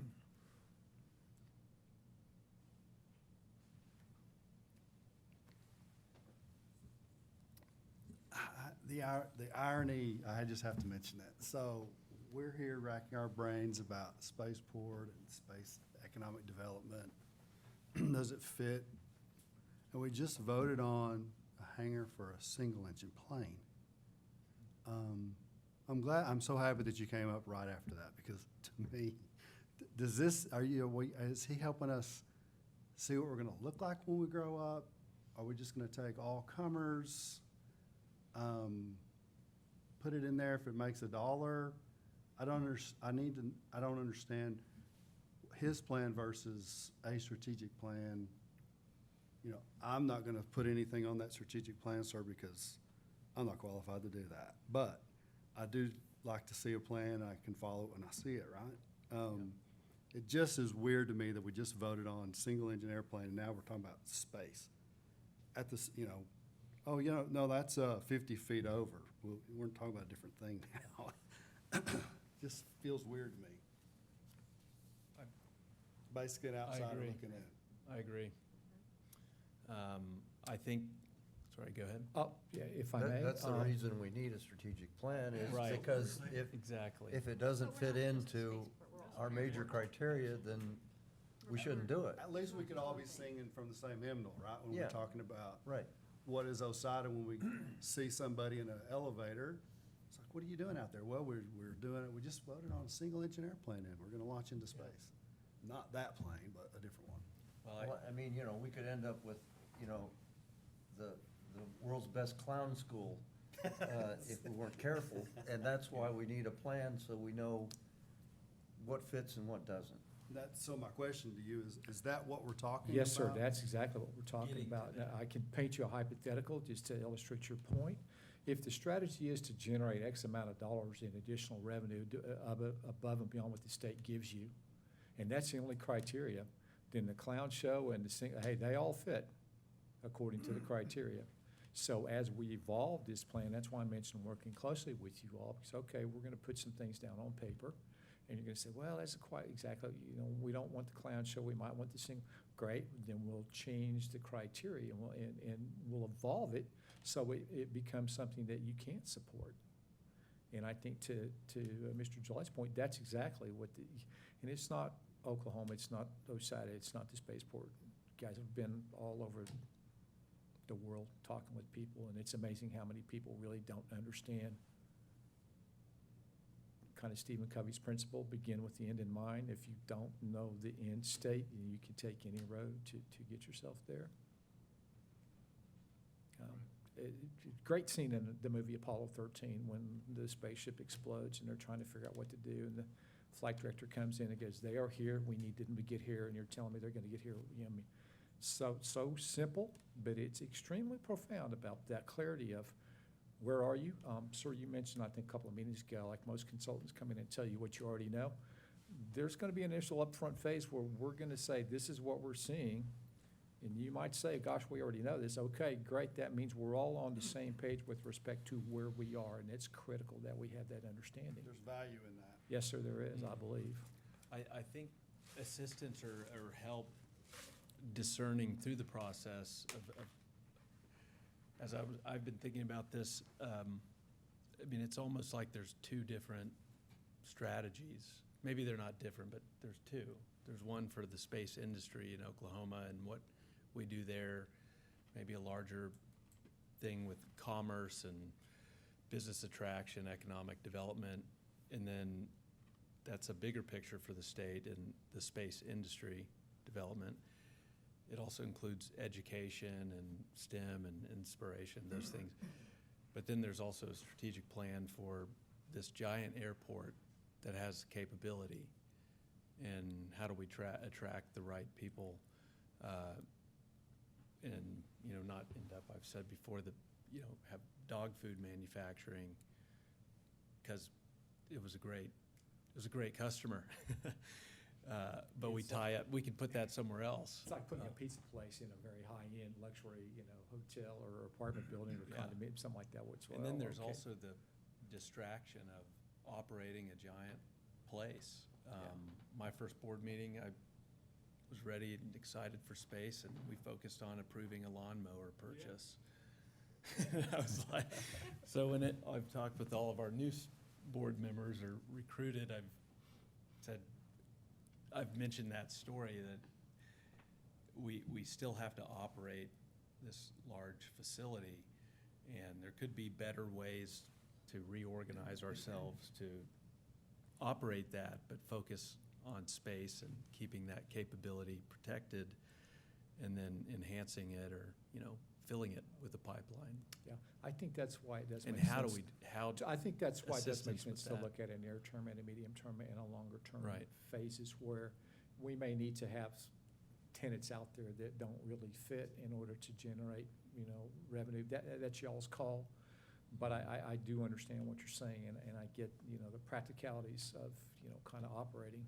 But I think we also feel very strongly that the closer that any tenant can align to what the longer-term strategy is, that makes more sense. I know that y'all recently signed up with PAC, and I think that's great.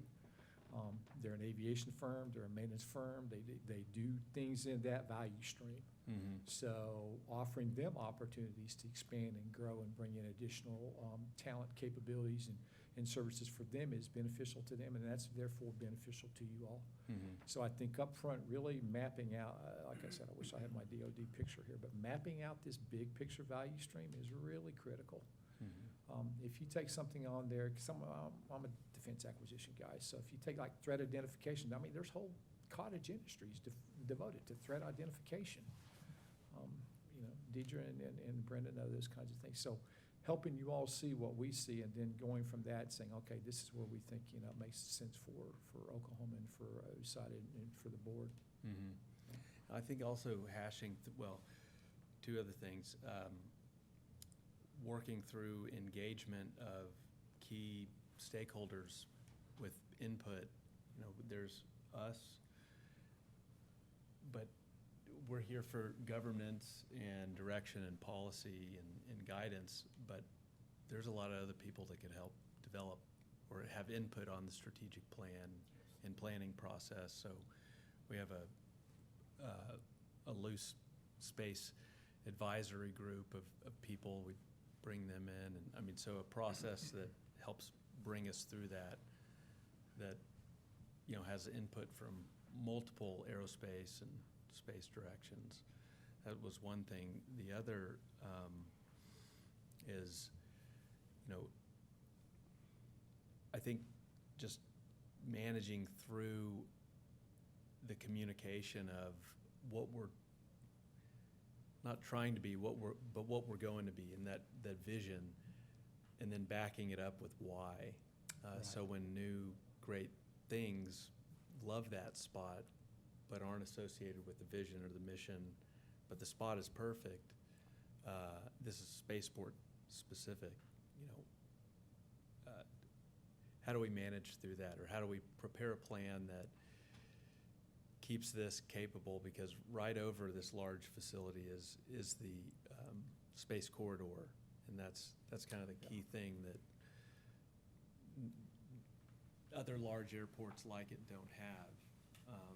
I think it's an excellent point. You'll be interested maybe to know. I mean, I've spent the last basically 4 days getting refamiliarized with the state of Oklahoma and the government and all of the agencies and all of the committees and all of the representatives and how it's structured.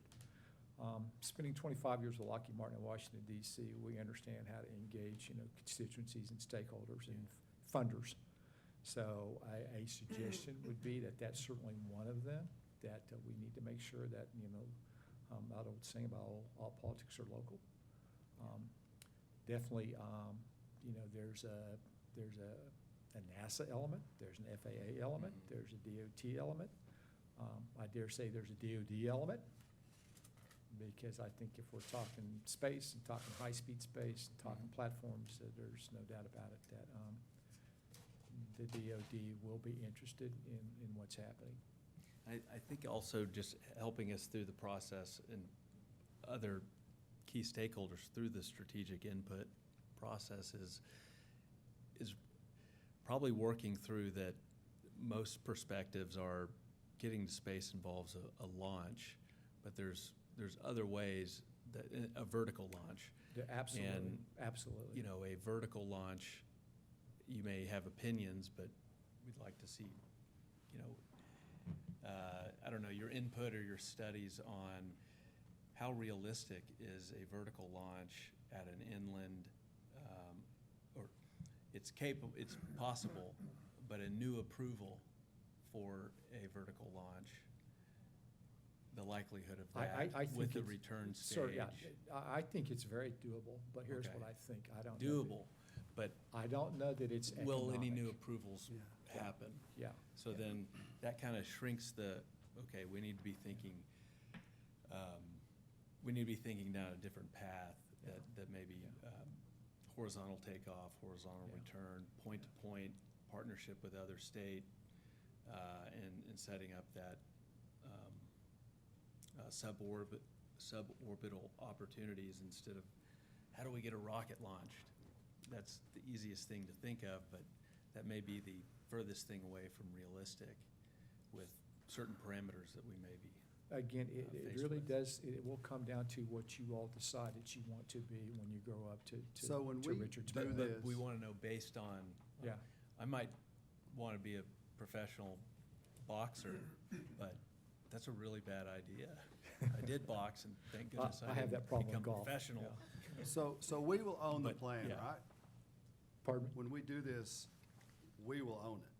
I wouldn't know who else Right. would. Okay, so I have an employee, and I always Well, joke about. Director Smith, sir, I mean, She, yeah. she has magic markers and all these tables, and I always joke, nobody prepares to work harder than this woman does. So these minds are great minds assembled here. I always feel like a orange in the apple barrel, when I come in here, it's like, wow. So people come and go. The plan will be here. When we rotate through, we have to go through this organizational process every time. You spend less energy on actually accomplishing things, and too much energy thinking about what we're supposed to be doing. And so a plan can always be tweaked. A plan can always be added to, subtracted to, have somebody else's mind in there. Say, oh yeah, let's add that to the strategic plan. But if we don't have one, you need something. So it's not going to be. The first rendition may not be perfect. You may not lay your head on your pillow the night we get what's done and it's like, oh, that was the best thing ever. No, it always needs work. It's never going to be finished. It's like painting, the Golden Gate Bridge. Once you get finished, you got to start back over again. It's always going to be being tweaked. But we have to have something, and I think it takes an outside mind to sometimes tell you what you look like and who you are. And so I think it's a great idea. Me too. I also just want to say, you mentioned being a systems integrator, And I think that's really what we need overall from not only just specific functionality, but how does it fit within the state? How does it fit within the state's mission? Where does funding come from? Yes, ma'am. What Yes, ma'am. what talent pools do we have? Just a multiplicity of factors that have to go in to create. So basically, we're putting a puzzle together. We don't know what the puzzle looks like yet, but we're trying to put the pieces together. I spent 6 years in Lockheed Martin C-suite in Washington DC, and if you go into the C-suite and you have an idea like supersonic business jet, they're not gonna throw you out. They're gonna say, great, Doug, tell us how it happens. And so they wanna know how much money and when and how many airplanes and what kind of technologies and what kind of core competencies you have to have. And you don't have to have all the questions answered, but you have to have it well thought through enough that they don't throw you out. And I think simply said, that's what we're trying to do for you all, which is to craft enough of an understanding of what's happening and where you all think you want to go and how you want to get there, and help you all make some judgments and, about whether it's realistic. And therefore, you've got a basis to go to your funders and say, yeah, this does make sense. If Oklahoma could get let's just assume for the sake of the argument, this $2.6 trillion hypersonic commercial market in 2035 is a real thing. Gosh, can you all do part of the airframe? Can you do part of the engine? Can you do the pilot training? I mean, what pieces can you do? And what pieces would you want to do, and how would they fit, and what would that impact be to the state? As opposed to trying to pull in some, great, I get it, some huge, company that's gonna change the landscape. Well, and what can we do to play or support that? Because we have this big place that's on the screen, but we also have the second largest industry is aerospace. So what can we do with, the world's greatest military MRO at Tinker, and all the workforce supporting it and capabilities, and the other military facilities? I think we have the world's largest MRO on the commercial side with American Airlines and all the pieces that flow that way. So there's the workforce. We have, lots of things already here. And should we be distracted by one location, or should we figure out how? We should do something with that, or figure out how we can help aerospace and, move up to the next atmosphere, or, attract and utilize the existing workforce and expand. Sir, I think we do both. Yeah. I think that you've got a unique asset out there, and I think part of our job in supporting you all is to help you all understand what value that uniqueness brings to the marketplace. And then, gosh, if we don't have to go why go invent if we can leverage capabilities that already exist and expand on those? Absolutely. Why would you not do that? If I understand Tinker correctly, I think there's predominantly engine repair and overhaul. I don't know that there's too much brand-new engine installation, maybe. There's But- a lot more than just engines. That's just one piece of it. Yeah. But it is mainly in the repair. But and my point overall being, MRO. another piece Right. of the value stream is to do, new, it'd be part of OEM production. Mhm. The OEs. Yeah. Yeah. Well, that was really valuable. Thank you. Yeah. Anything else that needs to be addressed? No? Thank you. Okay, thank you. Thank you. Any actions that we want to discuss or capture for next step? What was this action item? Well, I think I already have an action item to get Right. back to you all. So let me take this We're gonna- input, We'll fill the yeah, form out. fill the form out, and I'll put something together. We'll figure out how to get it to you and what the next step is. Okay, Thank you for doing that. yes.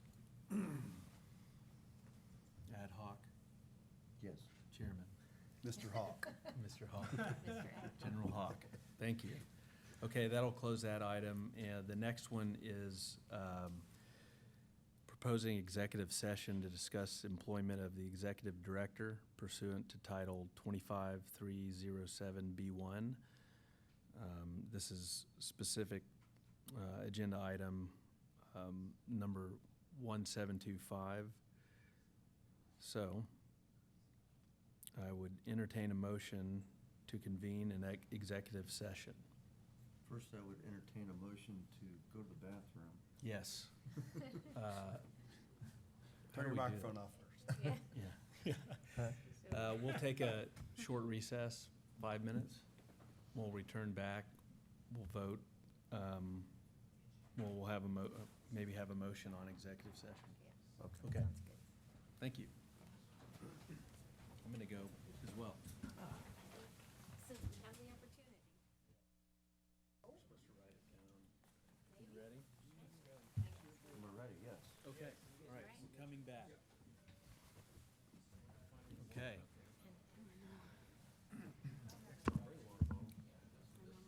All right, we're back on from recess. Oklahoma Space Development Authority. And item 9, agenda number 1725, is to enter into executive session to discuss the employment of the executive director pursuant to Title 25307B1. I'd entertain a motion to enter that with the board and our attorney general. Is there an agenda item after that, or no, that's the very last one? That is the last one. Well, there are board comments at the end. Yeah, so should we do that while there's still the public? We come back in. Okay, We have to, we have vote to come back in. okay. Yeah, that makes sense. But the way we have to do it is, Okay. So I move that we enter into executive session to discuss the employment of the executive director. okay. Do we have a second? I'll second. Okay, we'll take a roll. Mr. Howie? Aye. Ms. Gurry? Aye. Mr. Gillette? Yes. Ms. Rolls? Aye. Dr. Henry? Yes. Chairman Siegfried? Aye. Okay. We will ask our guests to leave the room. Oh, and our, We do need to make certain that I'll go the check live on stream.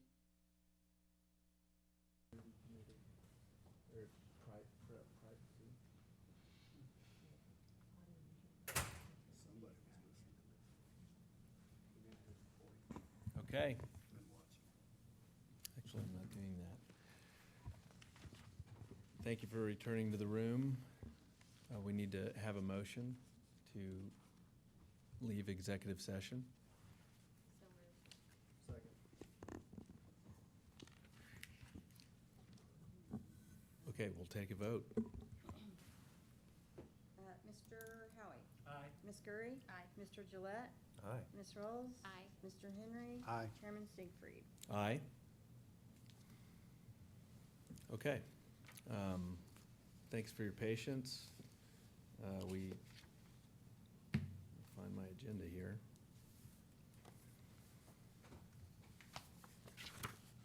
Do you want to summarize? We're on agenda item C. C. So that Okay, thank you. if there's any action to be taken, it needs to be a motion. Second. Okay. Can Go ahead. Can I? Yes. Okay.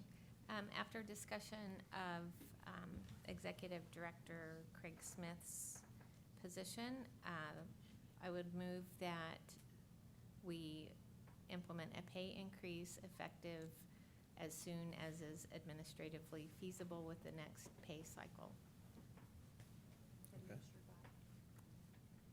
Who's gonna tell him? Oh, and that Chairman Siegfried will discuss specifics with Craig. I second that. Okay. Thank you. Take a roll.